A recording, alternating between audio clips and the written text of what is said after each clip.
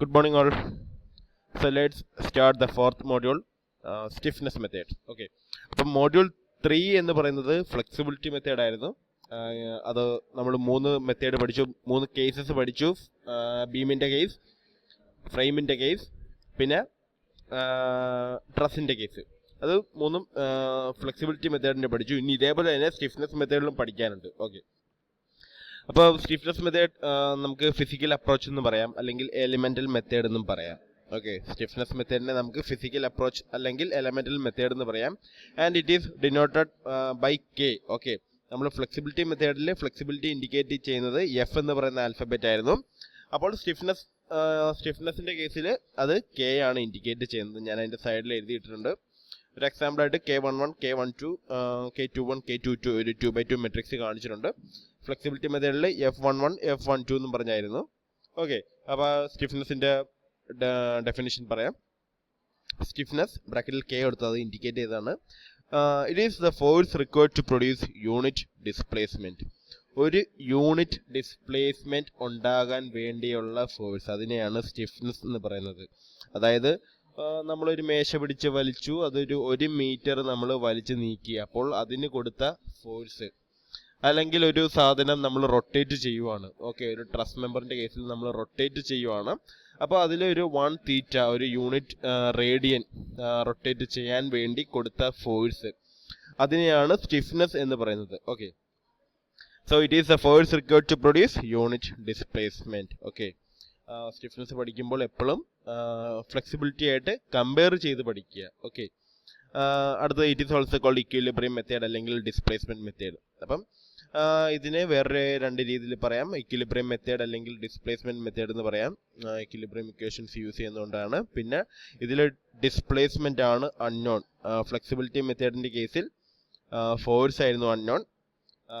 അത് ഞാൻ പറഞ്ഞു, F flexibility force F. Okay, അതുകൊണ്ട് അതിൽ ഫോഴ്സ് ആണ് അൺനോൺ, ഇതിൽ ഡിസ്പ്ലേസ്മെൻ്റ് ആണ് അൺനോൺ. അതുകൊണ്ട് it is also called displacement method. Here അടുത്ത പോയിന്റ് ആയിട്ട് here displacement is the unknown എന്ന് ഞാൻ പറയുന്നുണ്ട്. പിന്നെന്താണ്, നമുക്ക് പിന്നെ അറിയാം ഫ്ലെക്സിബിലിറ്റിയുടെ ഇൻവേഴ്സ് ആണ് സ്റ്റിഫ്നെസ് എന്ന് പറയുന്നത്, അല്ലെങ്കിൽ സ്റ്റിഫ്നെസ് എന്ന് പറയുന്നത് ഫ്ലെക്സിബിലിറ്റിയുടെ ഇൻവേഴ്സ് ആണ്. ദേ ബോത്ത് ആർ ഇൻവേഴ്സ്. അത് അതിൻ്റെ റിലേഷൻ എല്ലാം ഞാൻ ഡെറൈവ് ചെയ്ത് കാണിച്ചാണ് സെക്കൻഡ് മോഡ്യൂളിൽ. സംശയമുള്ളവർക്ക് ഒന്നുകൂടെ അതിലോട്ട് നോക്കാം.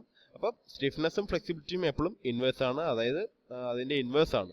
ഓക്കെ, അപ്പം അത് കഴിഞ്ഞിട്ട് we know flexibility is equal to L by AE or okay. ഞാനിവിടെ പറഞ്ഞു സ്റ്റിഫ്നെസ് എന്ന് പറയുന്നത് ഫ്ലെക്സിബിലിറ്റിയുടെ ഇൻവേഴ്സ് ആണ്. ഓക്കെ, അപ്പോൾ നമ്മൾ ഫ്ലെക്സിബിലിറ്റിയുടെ കേസിൽ നമ്മൾ L by Aയും L by EIയും യൂസ് ചെയ്തായിരുന്നു അല്ലേ. അത് എവിടെയാണ്? ഇൻ കേസ് ഓഫ് ട്രസ്സിൻ്റെ കേസിൽ നമ്മളൊരു ഫോർമുല യൂസ് ചെയ്തു, L by AE അല്ലേ. അപ്പോൾ സ്റ്റിഫ്നെസ്സിൻ്റെ കേസിലാകുമ്പോഴത്തേക്ക് എന്ത് വരും? AE by L എന്ന് വരും. ഓക്കെ, ഫ്ലെക്സിബിലിറ്റിയുടെ കേസിൽ നമ്മൾ ഒരു എലമെൻറ്റ് മെട്രിക്സിന് ഒരു എലമെൻറ്റിൻ്റെ മെട്രിക്സ് ആയിട്ട് നമ്മൾ ഡെറൈവ് ചെയ്തെടുത്തതാണ്. L by AE എന്നായിരുന്നു എടുത്തത്. അതേപോലെ തന്നെ ബീമിൻ്റെയും ഫ്രെയിമിൻ്റെയും കേസിൽ L by EI ആണ്. L by EI 2 - 1 L by 6EI 2 - 1 - 2 എന്നും പറഞ്ഞാണ് നമ്മൾ ബീമിൻ്റെയും ഫ്രെയിമിൻ്റെയും കേസിൽ ഫ്ലെക്സിബിലിറ്റിയുടെ കേസിൽ എടുത്തത്. അത് ഈ AEയും EIയും വരാനുള്ള കാര്യം ഞാൻ ഇവിടെ കൊടുത്തിട്ടുണ്ട്. AE എന്ന് പറയുന്നത് ആക്സിയൽ റിജിഡിറ്റി ആണ്, EI എന്ന് പറയുന്നത് ഫ്ലക്ചറൽ റിജിഡിറ്റി ആണ്. ബീമിൻ്റെ കേസിലും അല്ലെങ്കിൽ ഫ്രെയിമിൻ്റെ കേസിലും നമ്മൾ ഫ്ലക്ചറൽ റിജിഡിറ്റി അല്ലെങ്കിൽ EI ആണ് എടുക്കുന്നത്. കാര്യം അതിലൊരു റൊട്ടേഷൻ അല്ലെങ്കിൽ മൊമെൻറ്റ് അല്ലെങ്കിൽ എന്താ പറയുക, ഒരു ഡിഫർമേഷൻ എല്ലാം ബീമിൻ്റെയും ഫ്രെയിമിൻ്റെയും കേസിൽ എടുക്കുന്നുണ്ട്.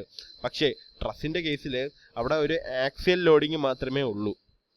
ട്രസ്സിൻ്റെ കേസിൽ ഒരു ആക്സിയൽ ലോഡിങ് മാത്രമേ ഉള്ളൂ. അതായത് അവിടെ ഈ പറയുന്നൊരു മൊമെൻ്റ് ഇല്ല. ട്രസ്സിന് നമുക്ക് മൊമെൻ്റ് നമ്മൾ അലൗ ചെയ്യുന്നുണ്ട്, റൊട്ടേഷൻ അലൗ ചെയ്യുന്നുണ്ട് നമ്മൾ ട്രസ്സിൻ്റെ കേസിൽ. അതിനെ നമ്മൾ റെസിസ്റ്റ് ചെയ്യുന്നില്ല.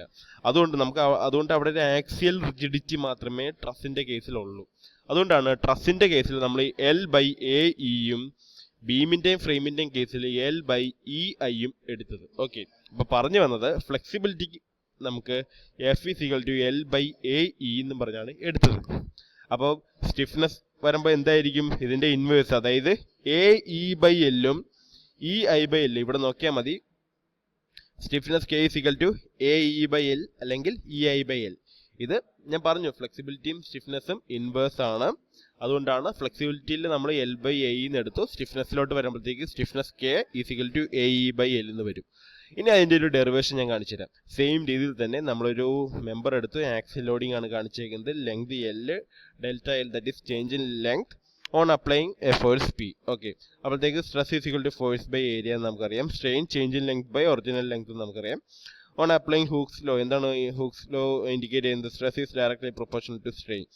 അപ്പോൾ നമ്മൾ അതിനെ പ്രൊപ്പോർഷണാലിറ്റി മാറ്റി ഈ യങ്സ് മോഡുലസ് വെച്ച് മൾട്ടിപ്ലൈ ചെയ്തു. അപ്പോൾ സ്ട്രെസ് = E സിഗ്മ എന്ന് കിട്ടി. നമ്മൾ ഈ സ്ട്രെസ്സിൻ്റെയും സ്ട്രെയിൻ്റെ ഒക്കെ ഫോർമുല അപ്ലൈ ചെയ്തപ്പോൾ P/A = ഇങ്ങനെ കിട്ടി. അതിൽ നിന്ന് ഡെൽറ്റ L = PL/AE എന്ന് പറഞ്ഞ് നമ്മൾ ഡെറൈവ് ചെയ്ത് വെച്ചു അല്ലേ. ഇത്രയും തന്നെയായിരുന്നു നമ്മൾ ഫ്ലെക്സിബിലിറ്റിയുടെ കേസിലും ചെയ്തത്. ഇനി നമുക്ക് സ്റ്റിഫ്നെസ്സിൻ്റെ ആ ഒരു ഡെഫിനിഷൻ നമുക്കൊന്ന് ഇവിടെ അപ്ലൈ ചെയ്യാം. ഡെഫിനിഷൻ എന്താണ്? ഇറ്റ് ഈസ് ദ സ്റ്റിഫ്നെസ് എന്ന് വെച്ചാൽ എന്താണ്? ഇറ്റ് ഈസ് ദ ഫോഴ്സ് അല്ലെങ്കിൽ it is A force required for A unit displacement. ഒരു യൂണിറ്റ് ഡിസ്പ്ലേസ്മെൻറ്റിന് വേണ്ടിയുള്ള ഫോഴ്സ്. അപ്പോൾ നമ്മൾ ചേഞ്ച് ഇൻ ലെങ്ത്, അതാണ് അവിടെ ഒരു ഡിസ്പ്ലേസ്മെന്റ് എന്ന് പറയുന്നത്. അത് 1 മീറ്റർ ആണ്, യൂണിറ്റ് ആണ്. അതുകൊണ്ട് ഡെൽറ്റ L = 1 മീറ്റർ എന്ന് കൊടുത്തു. P എന്ന് പറയുന്നത് ലോഡ് എന്ന് പറയുന്നത് നമ്മൾ അപ്പോൾ K ആയിട്ട് കൊടുത്തു. ഓക്കെ, അതായത് when displacement is 1, the force that is required for that 1 meter movement, that is called stiffness. അതാണ് P = K എന്ന് പറഞ്ഞ് കൊടുത്തേക്കുന്നത്. അപ്പോൾ delta L = 1 metre, P = K. On applying both these on this equation we will get 1 = KL/AE. അതിൽ നിന്ന് K സ്റ്റിഫ്നെസ്സിനെ നമുക്ക് AE/L എന്ന് പറഞ്ഞ് നമുക്ക് ഡെറൈവ് ചെയ്തെടുക്കാം. ഓക്കെ, അപ്പം ഡെറിവേഷൻ മനസ്സിലായെന്ന് തോന്നുന്നു. അത് ഒരു ഡെറിവേഷൻ. പിന്നെ വേറൊരു കാര്യം ശ്രദ്ധിക്കേണ്ടത്, നമ്മൾ ഇതുവരെ യൂസ് ചെയ്ത ഫോർമുല R അല്ലെങ്കിൽ displacement matrix F matrix flexibility matrix into load matrix എന്നായിരുന്നു. That is R matrix F matrix into P matrix. ഞാൻ പറഞ്ഞു flexibility is the inverse of stiffness. അപ്പം നമുക്ക് എഫിനെ 1/K എന്ന് എഴുതിക്കൂടെ? അപ്പോൾ R matrix = 1/K into P matrix എന്ന് എഴുതാം. ദാറ്റ് ഈസ് 1/K എന്ന് പറയുന്നത് K ഇൻവേഴ്സ് ആണ്. ഓക്കെ, 1/K എന്ന് പറയുന്നത് K ഇൻവേഴ്സ് ആണ്. അപ്പോൾ K ഇൻവേഴ്സ് P എന്ന് പറഞ്ഞ് R = K ഇൻവേഴ്സ് P എന്ന് പറഞ്ഞ് എഴുതാം. അടുത്തത് stiffness member for beam element ആണ്. അടുത്തത് stiffness member for beam element ആണ്. ഇതും ഞാൻ ഫ്ലെക്സിബിലിറ്റിയുടെ കേസിൽ ഡിറൈവ് ചെയ്ത് കാണിച്ചതാണ്. എന്തായിരുന്നു അതിൽ? L/6 EI 2 - 1 - 1 2 എന്നും പറഞ്ഞൊരു ഫോർമുല ഞാൻ ഡിറൈവ് ചെയ്ത് കാണിച്ചു. അതെന്തായിരുന്നു? ഒരു എലമെന്റിന്റെ ഒരു AB എന്ന് പറഞ്ഞ സ്പാൻ എടുത്തു കഴിഞ്ഞാൽ അതിന്റെ ഫ്ലെക്സിബിലിറ്റി ആയിരുന്നു L/6 EI 2 - 1 - 1 2 എന്ന് പറയുന്നത്. അതായത് FE1 എന്നും പറഞ്ഞ് നമ്മളത് ആ പ്രോബ്ലത്തിൽ ചെയ്യുന്നുണ്ട്. അപ്പോൾ അതേപോലെ തന്നെ സ്റ്റിഫ്നെസ്സിനും ഒരു ഡെറിവേഷൻ ഉണ്ട്. ഓക്കെ, അപ്പോൾ അതിന് നമുക്ക് ഇവിടെ ഒരു മെമ്പർ AB എന്ന് പറഞ്ഞൊരു സ്പാൻ ഉണ്ട്. ലെങ്ത് L ആണ്, അതിൻ്റെ റിജിഡിറ്റി EI ആണ്. ഓക്കെ, അപ്പോൾ R1 ഉം R2 ഉം നമ്മൾ ഇതിൽ ഡിഗ്രി ഓഫ് ഫ്രീഡം മാത്രം കാണിച്ചാൽ മതി. അതായത് അപ്പം ഇവിടെ രണ്ട് മൊമെന്റ് റൊട്ടേഷൻ ഉണ്ട്, R1 R2 എന്ന് പറഞ്ഞ് കൊടുക്കുന്നുണ്ട്. അപ്പോൾ 2 ഡിഗ്രി ഓഫ് ഫ്രീഡം ആണ് ഉള്ളത്. മനസ്സിലാവും, 2 സൈഡ് ഹിഞ്ചാണ് കാണിച്ചേക്കുന്നത്. ഹിഞ്ചാക്കി എന്നിട്ട് R1 ഉം R2 ഉം കാണിച്ചു. അപ്പോൾ 2 ഡിഗ്രി ഓഫ് ഫ്രീഡം ഉണ്ട്. അപ്പോൾ 2 ഡിഗ്രി ഓഫ് ഫ്രീഡം എന്ന് പറയുമ്പോഴത്തേക്ക് K matrix stiffness matrix of order 2/2 ആയിരിക്കും. അപ്പോൾ K11 K12 K21 K22 എന്ന് പറഞ്ഞ് വരും. എന്നിട്ട് വെൻ R1 = 1 ഇവിടെ 1 അപ്ലൈ ചെയ്യാണ്. Okay, when R1 = 1 that is നമ്മൾ ഇവിടെ R1 അപ്ലൈ ചെയ്യാന്ന് പറഞ്ഞു കഴിഞ്ഞാൽ ഇവിടെ R1 നമുക്കിവിടെ തീറ്റയാണ് നമ്മൾ അപ്ലൈ ചെയ്യുന്നത്. ഓക്കെ, നമ്മളൊരു യൂണിറ്റ് ഡിസ്പ്ലേസ്മെന്റ് ആണ് കൊടുക്കുന്നത്. നേരത്തെ ഫ്ലെക്സിബിലിറ്റിയുടെ കേസിൽ നമ്മളൊരു യൂണിറ്റ് ഫോഴ്സ് അല്ലെങ്കിൽ മൊമെന്റ് ആയിരുന്നു അപ്ലൈ ചെയ്തുകൊണ്ടിരുന്നത്. ഇത് സ്റ്റിഫ്നെസ് ആണ്. സ്റ്റിഫ്നെസ്സിൽ എൻ്റയർലി ഡിഫറെൻ്റ് ആണ്. എൻ്റയർലി ഡിഫറെൻ്റ് അല്ല, ഈ ഒരു കൺസെപ്റ്റ് മാത്രം. ഫ്ലെക്സിബിലിറ്റിയിൽ ഫോഴ്സ് ആണ് നമ്മൾ കൊടുത്തത്, യൂണിറ്റ് ഫോഴ്സ് ആണ് കൊടുത്തത്. ഇവിടെ ഒരു യൂണിറ്റ് ഡിസ്പ്ലേസ്മെന്റ് ആണ് കൊടുക്കുന്നത്. Note that point. ഓക്കെ, ഇവിടെ യൂണിറ്റ് ഡിസ്പ്ലേസ്മെന്റ് ആണ് കൊടുക്കുന്നത്.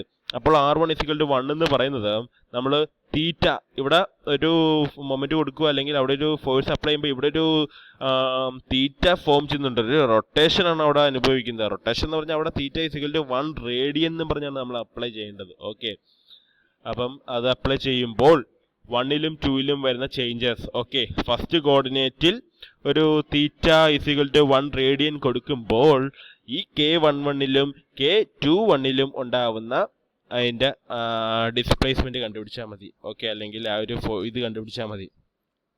അപ്പോൾ അതിന് നമുക്ക് ഒരു തിയറി നമ്മൾ ഫോളോ ചെയ്യുന്നുണ്ട്. It is based on carry over moment theory. Okay, നമ്മൾ സ്റ്റിഫ്നെസ് മെത്തേഡിലെ ക്യാരി ഓവർ മൊമെന്റ് തിയറിയാണ് യൂസ് ചെയ്യുന്നത്. അതായത് നിയർ എൻഡ് മൊമെന്റ് എന്ന് പറയുന്നത് 4EI/L ഉം ഫാർ എൻഡ് മൊമെന്റ് എന്ന് പറയുന്നത് 2EI/L ഉം ആണ് എടുക്കുന്നത്. നിയർ എൻഡ് മൊമെന്റ് 4EI/L ഉം ഫാർ എൻഡ് മൊമെന്റ് 2EI/L ഉം. Okay, that is far end moment എന്ന് പറയുന്നത് ഇതിന്റെ നിയർ എൻഡ് മൊമെന്റിന്റെ പകുതിയായിരിക്കും. അത് carry over moment theory SI 2-ൽ പഠിച്ചതാണ്. ഞാൻ അതിൻ്റെ കൂട്ടത്തിൽ തന്നെ വേറൊരു കാര്യം കൂടെ പറയുന്നുണ്ട്, കമ്പയറിംഗ് എന്ന് പറഞ്ഞ് കാണിച്ചേക്കുന്നത് ഫ്ലെക്സിബിലിറ്റി മെത്തേഡിൽ നമ്മൾ മൊമെന്റ് ഏരിയ മെത്തേഡായിരുന്നു. മൊമെന്റ് ഏരിയ മെത്തേഡിൽ ML/3EI യും ML/6EI യും ആണ് എടുത്തത്. ഞാൻ പറയുന്നത് കമ്പയർ ചെയ്ത് പഠിക്കുക, കൺഫ്യൂഷൻ ഒഴിവാക്കാനും ഒരു ഡൗട്ട് വരാതിരിക്കാനും വേണ്ടി ഞാൻ എഴുതി തന്നതാണ്. കമ്പയറിംഗ് എന്ന് പറഞ്ഞ് ഉദ്ദേശിക്കുന്നത് ഫ്ലെക്സിബിലിറ്റി മെത്തേഡിൽ നമ്മൾ മൊമെന്റ് ഏരിയ മെത്തേഡായിരുന്നു യൂസ് ചെയ്തത്. ഇവിടെ ക്യാരി ഓവർ മൊമെന്റ് തിയറിയാണ് യൂസ് ചെയ്യുന്നത്. ഇവിടെ നിയർ എൻഡ് മൊമെന്റ് എന്ന് പറയുന്നത് 4EI/L ഉം ഫാർ എൻഡ് മൊമെന്റ് എന്ന് പറയുന്നത് 2EI/L ഉം ആണ്. ഓക്കെ, അപ്പോൾ നമ്മൾ ഇവിടെ R1 ഇവിടെ ഒരു θ1 റേഡിയൻ കൊടുക്കുകയാണ്. അപ്പോൾ നിയർ എൻഡ് മൊമെന്റ് എന്താണ്? 4EI/L, far end moment 2EI/L. അതാണ് K11 എന്ന് പറയുന്നത് ഇവിടുത്തത്. ദാറ്റ് ഈസ് എന്താണ്? Stiffness at the coordinate 1 due to the unit displacement at 1. K21 എന്ന് വെച്ചാൽ എന്താണ്? Stiffness at the second coordinate due to the displacement at first coordinate. അതാണ് K21 എന്ന് പറയുന്നത്.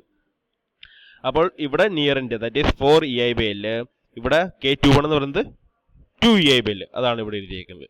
സെക്കൻഡ് കേസ് വെൻ R2 = 1, അതായത് ഇവിടെ R2 നമ്മളിവിടെ കാണിച്ചിട്ടുണ്ട്. അവിടെ ഒരു യൂണിറ്റ് ഡിസ്പ്ലേസ്മെന്റ് ഉണ്ടാവുകയാണ്. അതായത് θ1 റേഡിയൻ ഇവിടെ കാണിക്കുകയാണ്. തീറ്റ അവിടെ ഒരു 1 റേഡിയനിലെ റൊട്ടേഷൻ അനുഭവിക്കുമ്പോൾ അവിടെ വരുന്ന ചേഞ്ചസ് എന്തൊക്കെയാണ്? ഇവിടുത്തെ K12 ഇവിടെ വരും, അതായത് K22 സെക്കൻഡ് കോർഡിനേറ്റിൽ നമ്മളൊരു ലോഡ് അപ്ലൈ ചെയ്യുമ്പോൾ അല്ലെങ്കിൽ ഒരു ഡിസ്പ്ലേസ്മെന്റ് സെക്കൻഡ് കോർഡിനേറ്റിലെ സ്റ്റിഫ്നെസ് ഡ്യൂ ടു എന്താണ്? The displacement at the second coordinate. അതാണ് K22 എന്ന് പറയുന്നത്. K12 എന്ന് പറയുന്നത് എന്താണ്? ഫസ്റ്റ് കോർഡിനേറ്റിലെ സ്റ്റിഫ്നെസ്. K12 എന്ന് പറയുന്നത് എപ്പോഴും 1 എന്ന് പറയുന്നത് ഫസ്റ്റ് കോർഡിനേറ്റിലെ stiffness due to the load അല്ലെങ്കിൽ ഡിസ്പ്ലേസ്മെന്റ് അറ്റ് സെക്കൻഡ് കോർഡിനേറ്റ്. അതാണ് K12. അപ്പോൾ K12 എന്താണ്? അത് ഫാറിൻ്റെ ആണ്. ഫാറിൻ്റെ ഫോർമുല 2EI/L. ഫാറിൻ്റെ എന്ന് വെച്ചാൽ ഇവിടെയല്ല നമ്മളിപ്പോൾ 1 θ അപ്ലൈ ചെയ്തത്, അതിൻ്റെ അടുത്തുള്ളത് നിയറിൻ്റെ. അപ്പോൾ അവിടെ 4EI/L ഉം ഇവിടെ 2EI/L ഉം വരും. അപ്പോൾ നമുക്ക് 2EI/L ഉം 4EI/L എന്ന് എഴുതാം. ഓക്കെ, അപ്പോൾ ഇത് രണ്ടും കൂടെ കമ്പൈൻ ചെയ്യുമ്പോഴത്തേക്ക് 4EI/L 2EI/L ഇങ്ങനെ നമുക്കൊരു മെട്രിക്സ് ഫോം കിട്ടും. അതിൽ നിന്ന് നമ്മൾ EI/L പുറത്തോട്ട് എടുക്കുകയാണ്. EI/L പുറത്തോട്ട് എടുക്കുമ്പോഴത്തേക്ക് 4224 എന്ന് കിട്ടും. ഓക്കെ, EI/L മെട്രിക്സിൽ 4224 എന്ന് പറഞ്ഞ് കിട്ടും. Okay, thank you.